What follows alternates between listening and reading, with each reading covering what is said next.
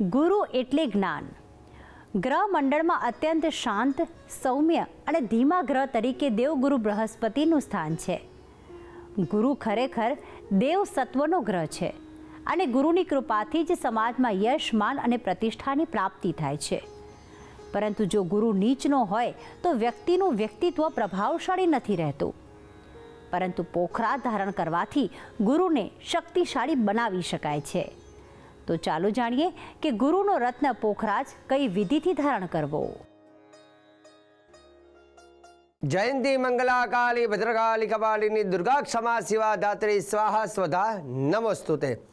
જય ભગવાન મિત્રો, હું છું પ્રફુલભાઈ પંડ્યા. ભક્તિ સંદેશ કાર્યક્રમની અંદર આપનું સ્વાગત છે. મિત્રો, મારે આજે વાત કરી છે પોખરાજથી ગુરુ કૃપા. પોખરાજ રત્ન જે છે એ રત્નનું મહત્વ શું છે, પોખરાજ રત્ન પહેરવાથી ફાયદો શું થાય, ક્યારે પહેરવો, કેટલા જપ કરાવીને પહેરવો, કઈ આંગળીમાં ધારણ કરવો, બધી જ જાણકારી આજના કાર્યક્રમમાં હું તમને આપવાનો છું. દર્શક મિત્રો, ખાસ કરીને બૃહસ્પતિની વાત કરીએ તો દેવગુરુ બૃહસ્પતિ જે છે જે દેવતાઓના ગુરુ છે, દેવતાઓના સલાહકાર છે. અને જ્યારે દેવતાઓની ઉપર જ્યારે આપત્તિ આવે, વિપત્તિ આવે, મુશ્કેલી આવે, કોઈ માર્ગ ના સૂઝે, ત્યારે એવું કહેવાય છે કે દેવતાઓ પોતાના દેવગુરુ બૃહસ્પતિ પાસે જાય અને દેવગુરુ બૃહસ્પતિ એમને ઉપાય બતાવે અને તે ઉપાયથી મુશ્કેલી ટળી જાય છે. તેમ મનુષ્યના જીવનમાં પણ અનેક જાતની મુશ્કેલી આવતી હોય.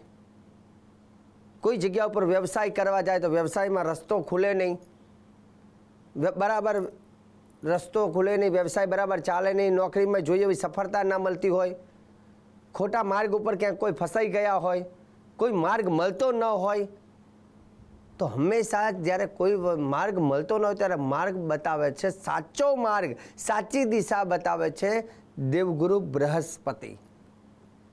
અને દેવગુરુ બૃહસ્પતિ એવું કહેવાય છે કે જો દેવગુરુ બૃહસ્પતિની કૃપા મેળવવી હોય તો આપણે દેવગુરુ બૃહસ્પતિનો જે નંગ છે, જેને કહેવામાં આવે છે પોખરાજ, નેચરલ યલો સફાયર નામનો રત્ન, એને જેને પોખરાજ કહેવામાં આવે છે, તો એ ગુરુનો રત્ન જો ધારણ કરવામાં આવે છે તો ચોક્કસ એનાથી ફાયદા થતા હોય છે. ગુરુનો રત્નની અંદર જોવા જઈએ તો ખાસ કરીને આપણે પીળા કલરનો ગુરુ જે જોઈએ છે, એમાં વ્હાઇટ પણ ગુરુ આવે છે. ગુરુ સૌથી સારામાં સારી ક્વોલિટીમાં જોવા જઈએ આમ તો અત્યારે ખાસ કરીને બેંકોક ગુરુ જેને કહેવાય, પીળા કલરનો હોય ને બેંકોક ગુરુ, એ બધા લોકો પહેરતા હોય છે. પણ સિલોની ગુરુ એટલે કે શ્રીલંકાનો જે ગુરુ આવે છે એ સૌથી વધારે શક્તિશાળી હોય છે, જેને સિલોની કહેવામાં આવે છે.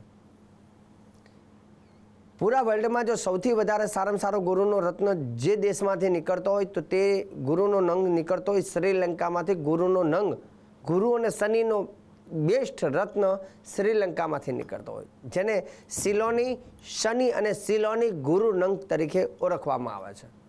નેચરલ બ્લુ સફાયર અને natural yellow sapphire. Natural yellow sapphire એટલે બૃહસ્પતિનો રત્ન, જેમાં બૃહસ્પતિની શક્તિઓ બિરાજમાન હોય છે. અને ગુરુ રત્ન પહેરવાથી વ્યક્તિને સાચી દિશા એને પ્રાપ્ત થાય છે, મુશ્કેલીમાંથી બહાર નીકળવાનો માર્ગ મળે છે અને ધર્મ કાર્યમાં એને સફળતા મળે છે. ખોટા માર્ગે જે લોકો જતા હોય, આપણે ઘણી વખત ઘણા લોકો કહેતા હોય શાસ્ત્રીજી મારો દીકરો ખોટી લાઈને ચડી ગયો છે, ખોટા માર્ગે ચડી ગયો છે, તો એવા વ્યક્તિ સીધો તમે ગુરુ રંગ પહેરાવી દો એટલે સીધો જ એને સાચો માર્ગ બતાવે છે દેવગુરુ બૃહસ્પતિ. ભણવાની અંદર બાળકોને, કેમ કે એજ્યુકેશનનો ગ્રહ પણ બૃહસ્પતિ કહેવામાં આવે છે, ભણવામાં ગુરુ હોય ને એ શિષ્યોને ભણાવે. એટલે શિષ્યો અત્યારે આપણે જેમ આપણે શિક્ષક કહીએ, ટીચર કહીએ, સાહેબ કહીએ, તો એક સમય એક જમાનામાં આપણે એને ગુરુ કહેવામાં આવતું. ગુરુ એટલે જ્ઞાન આપે, જે ભણાવે એને પણ ગુરુ કહેવાય. તો અહીંયા જે બાળકો ભણવામાં સારા ના હોય અથવા મહેનત કરે છે, એ લોકોને ભણતર ચડતું ન હોય, તો એ બાળકોને બૃહસ્પતિનો એટલે કે પોખરાજનો જીવતો રત્ન એટલે કે ઓરિજિનલ રત્ન, અને જે જીવતો હોય જેમાં એનર્જી હોય તેવો રત્ન એને પેન્ડલમાં બનાવીને ગળામાં પહેરવાથી એ બાળકોને ભણવામાં જે ભણે છે એ ભણતર એમને ચડે છે, મતલબ એમને યાદ રહે છે. નોકરી વ્યવસાયમાં પણ રસ્તો માર્ગ ખુલતો ન હોય તો એ પણ પહેરી શકે. અને ગુરુનો રત્ન પહેરવાથી બીજા ફાયદા કેટલા, તો એની પણ વાત કરું છું. આરોગ્ય બલવાન શ્રીમાન પુત્રવાન સ ભવેન્નર. આરોગ્ય બલવાન શ્રીમાન પુત્રવાન સ ભવેન્નર. ગુરુનો રત્ન પહેરવાથી આરોગ્ય, વ્યક્તિનું આરોગ્યનું સુખ મળે છે. અને એમાંય પાછા જો કોઈ ડાયાબિટીસના બીમારી હોય, ડાયાબિટીસના રોગ હોય, એ લોકો તો ખાસ કરીને બૃહસ્પતિ પહેરવો જોઈએ. જેનું શરીર બહુ મોટાપાવાળું હોય, બહુ મોટું થઈ ગયું હોય, તો એવી બીમારીઓમાંથી બૃહસ્પતિ સારું પરિણામ આપે છે. આરોગ્ય બલવાન, હા, ગુરુ પહેરવાથી આરોગ્ય તો સુખ મળે, પણ જોડે જોડે બલવાન, શક્તિ સારી પણ બને છે. શ્રીમાન, હવે ત્રીજો પોઈન્ટ, શ્રીમાન એટલે માન પ્રતિષ્ઠા જેને વધારે મળે ને એને કહેવાય ભાઈ શ્રીમાન. ઘણા એવું કહેતા શાસ્ત્રીજી અમે ગમે એટલું કરીએ ને અમને કોઈ માન જ નથી મળતું, અબજસ મળે છે. જસ ના મળે પણ અબજસ મળી જાય છે. તો એ લોકોએ બૃહસ્પતિનો રત્ન, જીવતો પોખરાજ રત્ન ધારણ કરવાથી એમને માન એમનું વધે છે. આરોગ્ય બલવાન શ્રીમાન પુત્રવાન સ ભવેન્નર. પાછું સંતાનનું સુખ પણ બૃહસ્પતિ પ્રદાન કરે છે. સંતાનના સંસ્કારી, દીકરો સારો સંસ્કારી બને તો એ પણ દેવગુરુ બૃહસ્પતિની કૃપાથી માન સન્માન બધું મળે છે. હવે રહી વાત કે ઘણા બધા લોકો જ્યારે અમને મળતા હોય ત્યારે એ લોકો કહેતા હોય કે શાસ્ત્રીજી શું આ નંગ પહેરીએ તો આપણું કામ થઈ જાય, શું આ નંગ આપણને અસર કરે? મિત્રો એક વાત કહી દઉં, આ દુનિયાની અંદર દરેક વસ્તુમાં એક તાકાત હોય છે. અમુક વસ્તુ એવી છે જે દેખાતી નથી પણ અસર ચોક્કસ હોય છે. જેમ કે નંગ આપણે પહેરીએ છીએ તો એ એનર્જી જતી દેખાય નહીં, પણ એ પહેરવાથી એની એનર્જીથી આપણા કામ થતા હોય છે. જેમ એક વાયરમાંથી કરંટ જતો હોય દેખાય નહીં, પણ હાથ લગાવો ને શોર્ટ લાગે એટલે ખબર પડે કે આનું કંઈ કામ આ છે. તેમ દરેક વસ્તુમાં એક એનર્જી હોય છે અને પ્રોપર એનો સ્ટોન પણ જરૂરી છે. દાખલા તરીકે તમને સમજાવું તો સમજો કે કાચ ઘણા બધા હોય, પણ કાચમાં એક કાચ આવે છે જેને કહેવાય બિલોડી કાચ. બિલોડી કાચને તમે આમ સૂર્યની સામે આમ રાખો, નીચે તમારો હાથ રાખો એટલે બિલોડી કાચથી જે કિરણ તમને પડે એનાથી તમને હાથમાં જલન થવાની ચાલુ થશે, પણ કાચ હટાવી દો તો જલન નહીં થાય. કહેવાનો મતલબ સૂર્યના કિરણોને એ કાચે ગ્રહણ કરી અને સીધા તમારા બોડી ઉપર એની ઉપર નાખે એટલે આપણને જલન થાય, હાથ લઈ લઈએ છીએ. તો કાચમાં પણ અલગ અલગ જેમ તાકાત હોય છે તેમ અલગ અલગ સ્ટોનમાં પણ એક અલગ અલગ તાકાત હોય છે. પણ ગુરુ માટે રિયલ પોખરાજ, જીવતો પોખરાજ રત્ન ધારણ કરવો કે જેમાં ગુરુની તાકાત વસેલી છે, અને એ રત્નને લઈ પાછો એમાં પ્રાણ પૂરો, એને એનર્જી નાખો, એને સિદ્ધ કરો, એને એક્ટિવ કરો. અને એક્ટિવ કરવા માટે એવું કહેવાય છે કે 76,000 મંત્ર દેવગુરુ બૃહસ્પતિના છે. 76,000 મંત્ર જો એમાં નાખીને સિદ્ધ કરીને જો દેવગુરુ બૃહસ્પતિનું પહેલી આંગળી જેને તર્જની કહેવામાં આવે છે, તર્જની આંગળીમાં જો તમે એને સોનામાં ધારણ કરો છો તો આમ તો ગુરુનો નંગ સોનામાં જ પહેરાય. હા, કોઈની પરિસ્થિતિ નબળી છે તો એ ચાંદીમાં લઈ શકે, પણ નંગ તો સાચો હોવો જોઈએ. પહેલી આંગળીમાં શક્ય હોય તો સોનામાં એને પહેરવાથી અને ગુરુવારના દિવસે ધારણ કરવાથી એવું કહેવાય છે દેવગુરુ બૃહસ્પતિ શુભ પરિણામ આપે છે. વૈદિક મંત્ર કરવા હોય તો વિદ્વાન બ્રાહ્મણની સહાય લઈ શકાય. બૃહસ્પતિ ઓમ બૃહસ્પતિ અતિ યદર્જો અરે હા ધીમે ધીમે કૃતમ જનેકુ જદીદય સંવત્સર પ્રજાત તતમાસુ દ્રવિનંદે ચિત્તમમાં. આ બૃહસ્પતિનો વૈદિક મંત્ર છે, મતલબ ગુરુનો વૈદિક મંત્ર છે. બીજો ગુરુનો ચમત્કારી મંત્ર અને પૌરાણિક મંત્ર તમને હવે જણાવું છું. આ મંત્ર તમે લખી લેજો. જે પૌરાણિક છે, વૈદિક મંત્ર થોડા કઠિન હોય છે, પણ પૌરાણિક મંત્ર થોડો સરળ હોય છે. પૌરાણિક મંત્ર જે છે એ કહીશ અને એની સાથે સાથે લઘુ મંત્ર પણ કહીશ. તો પહેલો પૌરાણિક મંત્ર જે છે દેવગુરુ બૃહસ્પતિનો એ આ પ્રમાણે છે. ઓમ દેવાનાંચ ઋષીનાંચ ગુરુ કાંચન સન્નિભમ